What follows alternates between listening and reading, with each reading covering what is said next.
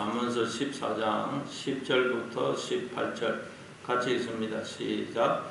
마음의 고통은 자기가 알고 마음의 즐거움은 타인이 잠자지 못하느니라.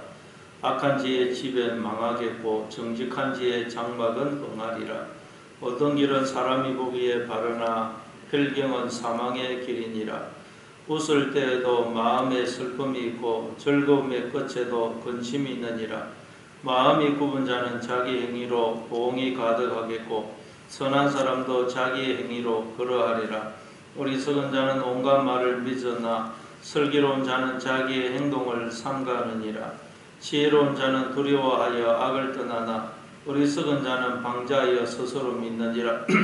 노하기를 속게 하는 자는 어리석은 일을 행하고 악한 계교를 깨하는 자는 미움을 받느니라. 어리석은 자는 어리석음으로 기업을 삼아도 슬기로운 자는 지식으로 면류관을 삼느니라. 아멘. 10절에 보니까 마음의 고통은 자기가 알고 마음의 즐거움은 타인이 참여하지 못하느니라. 그렇게 말씀합니다. 그렇죠. 내가 당하는 고통을 남은 모르고 또 나의 즐거움에 타인은 참여하지 못합니다. 그래서 어떻게 하라는 말입니까? 위처럼 인생은 나 혼자 가는 길이니 힘들더라도 이를 악물고 그냥 참고 견디라는 그런 뜻입니까? 지금 그런 말이 아니고 나의 고통을 하나님이 아신다는 뜻이에요. 이 10절에 보면 영혼의 고통은 자기가 알고, 이 자기가 원문에는 마음입니다. 마음이 안다. 이 말은 하나님이 우리의 고통을 아신다. 하나님이 나의 고통을 아시고 또 하나님은 우리로 당신의 즐거움에 참여하게 하시는 분이다. 그런 뜻이에요. 그럼 하나님이 우리의 머리가 되시죠. 하나님이 우리의 머리이시고 우리는 하나님의 몸입니다. 그래서 하나님은 나의 고통을, 괴로움을 나보다 더 잘 아세요. 우리는 때로는 내 마음의 고통, 괴로움이 정확하게 잘 모릅니다. 근데 하나님이 내 마음의 고통, 괴로움을, 갈등을 나보다 더 잘 아신다는 거예요. 그리고 하나님은 하나님의 즐거움에 우리로 참여케 하시는 분입니다. 그래서 우리는 나의 마음을 하나님이 나보다 더 잘 아신다. 그걸 우리가 늘 기억해야 되고 내 마음을 하나님께 쏟아 넣어야 돼요. 하나님께. 그리고 11절에 보니까 악한 자의 집은 망하겠고 정직한 자의 장막은 흥하리라.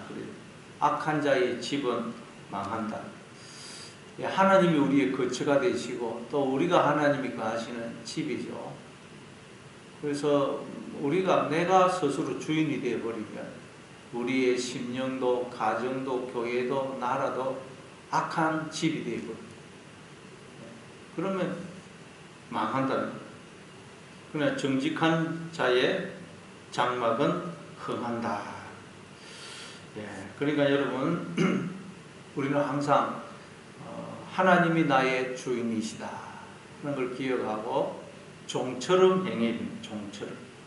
예수님은 언제나 하나님의 종으로 행하셨죠. 그래서 나는 아버지가 하라고 하신 말만 하고 하라고 하신 일만 한다. 그렇게 종으로 행하셨습니다. 그래서 우리도 나는 하나님의 종이다 하는 것을 기억하고 철저하게 하나님이 시키는 대로 해야 됩니다. 시키는 대로. 그럴 때 우리의 심령도 가정도 교회도 나라도 흥하게 되는 것입니다. 12절에 보니까 어떤 길은 사람이 보기에 바르나 필경은 사망의 길이니라. 어떤 길이란 모든 사람이 가는 인생의 길을 가리켜요. 모든 인생들이 가는 사람의 길. 모든 인생들이 가는 사람의 길은 사람의 보기에는 바르지만 필경은 사망의 길이다. 여러분 모든 인생들이 가는 사람의 길은 어떤 길입니까? 사람들은 왜 살죠? 무엇을 목적으로 살아갑니까? 내가 목적입니다. 나를 더 얻고 나를 더 높이고 나를 더 주장하고 나를 드러내고 나의 자아를 실현하는 것, 그게 사람들이 인생을 사는 목적입니다. 목적. 그러나 그건 사망의 길이라는 사망. 왜 그렇습니까? 하나님이 우리의 머리가 되시고 존재의 근원이 되시고 뿌리가 되시고 빛이 되시고 생명이 되시고 구원이 되시고 의가 되시고 지혜가 되시고 모든 것이 됩니다. 그런데 그 하나님이 아니고 내가 목적이 되어버리면 그건 사망의 길이에요. 우리는 신앙의 길이란 뭐냐? 그래서 예수님이 아무든지 나를 따라오려거든 자기를 부인하고 제 십자가를 지고 나를 쫓을 것이라 그러죠. 나를 부인해야 됩니다. 우리가 가는 길은 나를 버리고 하나님을 얻는 길입니다. 우리는 하나님이 목적이 돼야 됩니다. 하나님 목적. 그러나 이제 모든 이 인간들은 하나님을 알지 못하기 때문에, 그리고 하나님과 내가 어떤 관계에 있는지를 모르기 때문에 모든 인간들은 내가 목적입니다. 더 나를 얻기 위해서 인생길을 걸어가는 것입니다. 그러나 그건 사망의 길이라는 길. 그래서 13절에 보니까 이 인생들이 가는 이 길, 결국에는 사망의 길, 이 길은 어떠냐? 웃을 때에도 마음에 슬픔이 있고 즐거움의 끝에도 근심이 있다. 사람들이 인생을 살아가면 웃을 일이 있죠. 웃을 일이 있습니다. 그런데 그때도 마음 저 깊은 곳에는 슬픔이 있습니다. 즐거움이 있습니다. 인생이 사는 즐거움. 그런데 그때도 마음 깊은 곳에는 근심이 있어요. 이 세상에는 진정한 그런 기쁨과 즐거움이 없어요. 그래서 솔로몬은 왕으로서 자기의 즐거움을, 행복을 위해서 행할 수 있는 모든 일을 다 행해봤다 그러죠. 그런데 헛되고 했더니 모든 것이 헛되더란 것입니다. 바람을 잡으려는 것 같더라. 그렇게 이야기를 합니다. 왜냐하면 하나님을 떠난 인간은 머리가 없는 뭔가 같거든요. 머리가 없는 뭔가 같고 몸체가 없는 그림자와 같아요. 그래서 무엇을 해도 만족이 없는 것입니다. 그러니까 인간들의 웃음과 기쁨은 뭐냐? 마치 사형수, 여러분 사형을 기다리는 그 사형수가 그 사형수에게도 기쁨이 있고 즐거움이 있겠죠. 감옥 안에 사형 날짜를 기다리는 사형수에게도 뭐 기쁨이 있고 즐거움이 안 있겠어요. 그러나 마음 깊은 곳에는 늘 슬픔이, 절망이 있는 것입니다. 왜냐하면 언젠가 사형당해 죽어야 되거든요. 그러니까 마음에 늘 슬픔이, 절망이 있는 것입니다. 하나님을 떠난 인간이 이와 같습니다. 그래서 하나님께로 우리 인간이 돌아올 때만, 하나님께 나를 맡길 때만, 내 인생을 맡길 때만, 하나님과 하나 될 때만 우리 인간에게는 진정한 기쁨, 즐거움이 있는 것입니다. 그래서 시편 16편 11절에 보면 주께서 생명의 길을 내게 보이시리니 주의 앞에는 충만한 기쁨이 있고 주의 오른쪽에는 영원한 즐거움이 있다. 하나님 앞에 갈 때만 충만한 기쁨이 있고 영원한 즐거움이 있다. 그래서 하나님께서는 우리를 이 길로 이끄시는 것입니다. 그래서 우리 성도는 이 땅에서 로마서 5장 3절에 보면 다만 이뿐 아니라 우리가 환난 중에도 즐거워하는, 이는 환난은 인내를, 인내는 연단은 소망을 이루는 줄 우리가 압니다. 우리는 환난 중에도 즐거워하는 거죠. 그 환난이 우리를 하나님께로 나아가게 하거든요. 자, 그리고 또 14절에 보니까 마음이 굽은 자는 자기 행위로 봉이 가득하겠고 선한 사람도 자기의 행위로 걸어가리라. 이 행위로 봉을 얻는다 그래요. 그러니까 하나님은 우리를 심은 대로 거두게 하신다. 심은 대로 거두게 하신다. 그러니까 여러분 우리가 생각하고 말하고 행동하는 모든 것은 우리가 지금 씨를 심고 있는 것입니다. 우리는 나를 한 알의 밀알로 늘 심어야 됩니다. 그러니까 생각도 자꾸 바르게 하고 말도 하나님의 말을 하고 행동도 하나님의 말씀을 따라 우리가 행해야 됩니다. 그러면 결국 열매를 거두게 된다는 것입니다. 또 15절에 보니까 어리석은 자는 온갖 말을 믿으나 슬기로운 자는 자기의 행동을 삼가느니라. 어리석은 자는 온갖 말을 믿는다 그래요. 여러분 원래 우리 인간에게 주신 말은 하나님의 말이죠. 원래 하나님께서 우리 인간에게 하나님의 말씀, 깨끗하고 거룩한 말, 영을 주셨어요. 그런데 뱀이 하나님의 말을 왜곡을 시키고 변질을 시키죠. 그게 막 첨가하고 빼고 이래가지고 변질을 시킵니다. 그래서 지금 이 세상에 존재하는 모든 말들, 인간이 하는 모든 말들은 왜곡이 되고 변질이 되었어요. 그래서 우리가 그 이야기만 자꾸 듣다 보면 우리는 눈에 보이는 하나님이 아니고 눈에 보이지 않는 하나님이 아니고 눈에 보이는 것만 자꾸 쳐다보게 돼 있어요. 그래서 우리가 뭐 세상에서 들려오는 소리, 뉴스 소리, 그건 너무 그냥 귀를 기울이면 안 됩니다. 그런 것들은 자꾸 하나님이 아니 눈에 보이는 것만 자꾸 바라보게 만들어요. 세상에서 들려오는 소리는 우리를 자꾸 하나님에게서 멀어지게 하지 우리를 하나님께로 가까이 나아가게 하는 것이 아닙니다. 그래서 우리는 자꾸 분별을 해야 되고 하나님의 음성에 말씀에 귀를 기울여야 됩니다. 그리고 그런데 그 어리석은 자는 자꾸 세상에서 들려오는 소리, 사람의 소리를 듣는다. 그러나 슬기로운 자는 자기의 행동을 삼간다. 이 자기의 행동, 걸음을 분별한다, 돌아본다 그런 뜻이에요. 우리는 자꾸 내 이 인생을 돌아봐야 돼요. 내 걸음을. 나는 지금 어떤 목적으로, 어떤 동기로 지금 이 일을 하고 있고 인생을 살고 있느냐. 나의 목적은 하나님이냐 아니면 나냐. 내가 지금 하나님을 목적으로 지금 이걸 하고 있느냐 아니면 나를 목적으로 하고 있느냐. 자꾸 돌아보아서 우리의 인생길을 바꾸고 수정하고 교정을 해야 됩니다. 그래서 16절에 보니까 지혜로운 자는 두려워하여 악을 떠나나 어리석은 자는 방자하여 스스로 믿느니라. 지혜로운 자는 두려워한다 그래요. 뭘 두려워할까요? 하나님을 두려워한다. 이 두려워하다라는 단어가 야레인데 하나님을 경외하다 할 때 똑같은 단어예요. 우리는 하나님을 두려워해야 됩니다. 그러면 다른 무엇도 두려워하지 않습니다. 그러나 우리가 하나님을 두려워하지 않으면 우리는 다른 것을 두려워하게 되어 있습니다. 세상을 두려워하게 되어 있습니다. 야곱은 하나님을 두려워하지 않으니까 세상이 두려웠죠. 형이 에서가 자기를 잡으러 온다는 말을 듣고 막 두려움에 사로잡히죠. 그런데 야복 강가에서 하나님을 만나고 하나님을 경외하니까 형 에서에 대한 두려움이 사라지는 것입니다. 하나님을 두려워하면 다른 두려움은 다 사라집니다.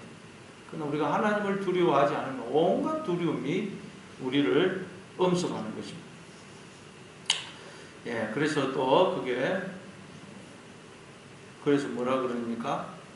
지혜로운 자는 두려워하여 악을 떠난다. 그래서 이렇게 말씀하죠. 하나님을 두려워하면 하나님을 경외하면 악에서 떠나게 된다. 우리 스스로는 악을 절대 떠날 수 없습니다. 죄에서 못 떠나요.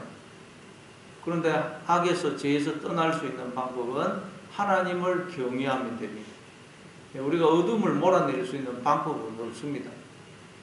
빗자루로 쓴다고 해서 어둠이 없어지는 것도 아니고 어둠을 없앨 수 있는 방법은 빛을 켜면 되죠.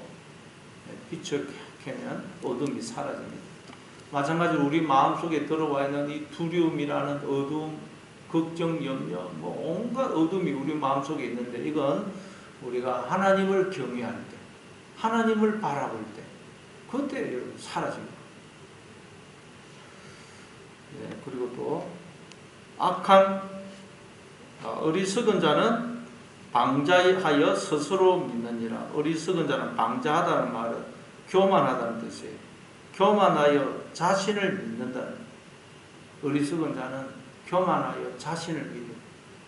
그러나 여러분, 우리는 나를 믿는 게 아니고 나에 대해서 절망하고 하나님을 믿어야 됩니다. 지난 주일날 살펴봤듯이 베드로가 주님, 제가 주님을 위해서 목숨을 바치겠습니다. 네가 나를 위하여 목숨을 바치겠느냐? 오늘 밤 닭 울기 전에 네가 나를 3번 부인할 거야.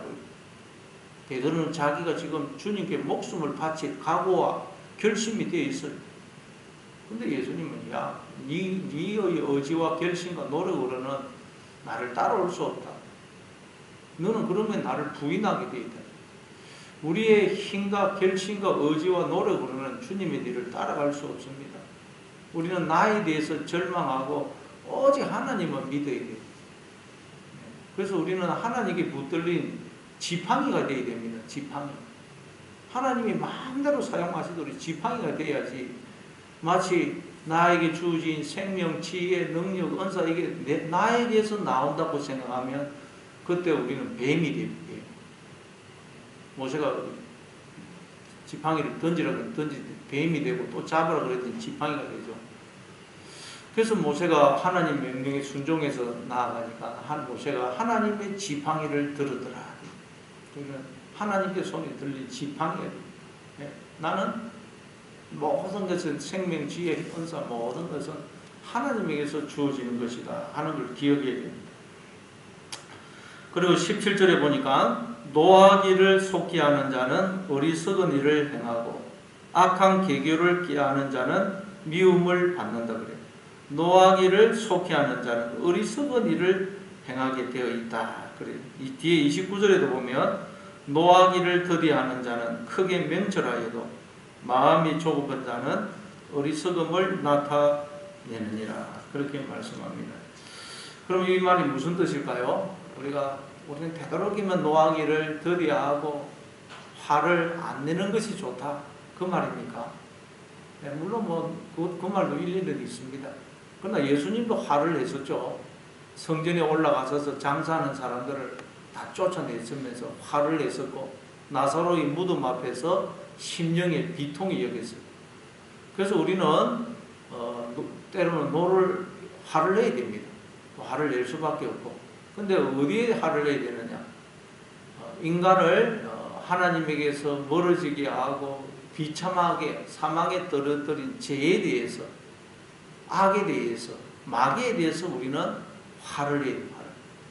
사람 자체에 대해서 화를 내면 안 된다.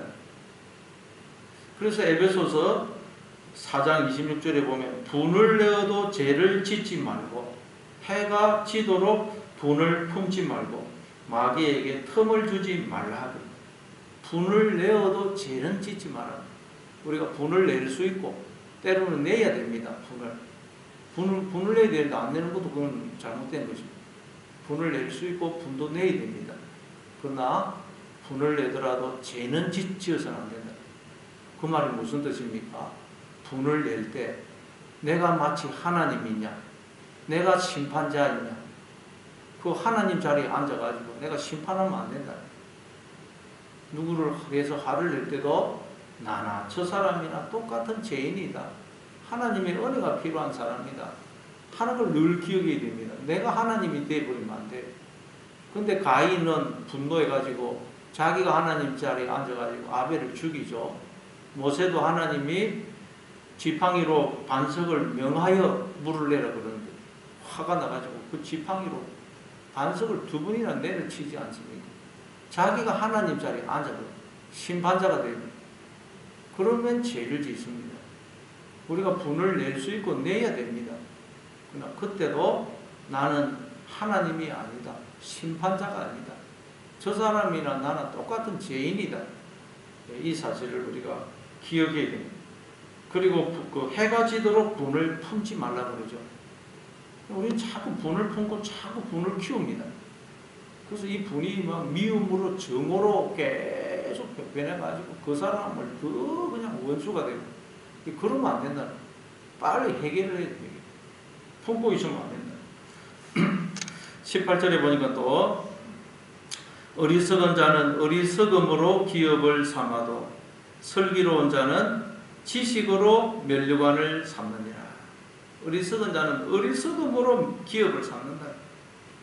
그러나 슬기로운 자는 지식으로 면류관을 삼는다. 지식, 하나님을 아는 지식. 자꾸 하나님을 닮아간다는 것. 하나님을 목적으로 삼고. 그래서 우리가 하나님을 닮은 모습, 그게 우리의 면류관입니다. 하나님을 닮은 모습, 하나님과 하나 될 때 그게 면류관이다. 그 사람이 오늘 이 14장 1절에 지혜로운 여인이고 자기의 집을 세운다. 오늘도 여러분, 우리의 인생길은 내가 목적이 아니고 나를 버리고 하나님을 취하는 것. 하나님이 목적이다. 이 사실을 기하고 모든 우리의 시선을 하나님께 두고 하나님의 음성에 귀를 기울이고 그 하나님만 붙드는 그런 하루가 되시기를 바랍니다. 우리 말씀을 생각하면서 우리 한번